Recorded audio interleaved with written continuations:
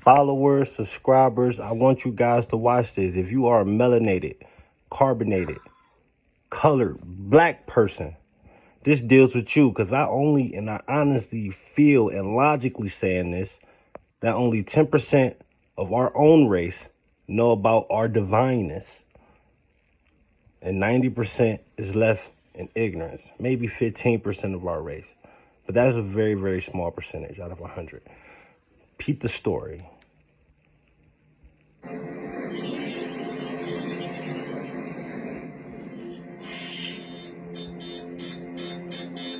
African American people have been constantly looking for the rules in America. Our whole experience here, we want to know, what are the rules to be accepted by the dominant society?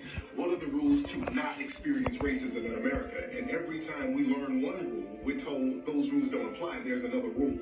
When African Americans were first dropped off from the slave ships, we said, okay, what do we need to do to be accepted by the dominant society? We were told, well, if you change your name from those African names, we'll accept you then. So African people said, okay, we'll change our names. Can we be accepted? They said, well, no, not quite, because now you're using that voodoo, that African religion. If you take on our religion, then we'll accept you. So black people said, well, that's not a problem. I mean, we're familiar with Christianity because we have a version of that in Africa. The whole European Jesus thing, that's a new thing for us. But if you will accept us and you'll lay off the racism, no problem. We'll be better Christians than you. Can we be accepted? The dominant society said, well, no, not quite, because now that African voodoo is still there. So maybe if you weren't so lazy, we'll accept you. So black people said, okay, well, we're slaves. Nobody works harder than a slave. We pick all this cotton, we do all this work. Nobody works harder than us. Can we be accepted? So the dominant society said, well, no, because now slavery is over and we don't need your work no more. So black people said, okay, well, how about hiring us since we have all the skills? The dominant society said, well, no, not quite, because we have white-only unions, so we don't need that. So African-American people said, okay, well, look, how about we just build our own communities? We'll build our Tulsa, Oklahomas, our Central Avenues in Los Angeles. We'll build our own prosperous communities, and we'll just leave you be. How about that? The dominant society said, well, no, you can't do that, because now you're making a little more money than us, and now you're becoming a threat, so we're going to burn those little communities down. So black people said, okay, how about this? We'll work for you. Just hire us.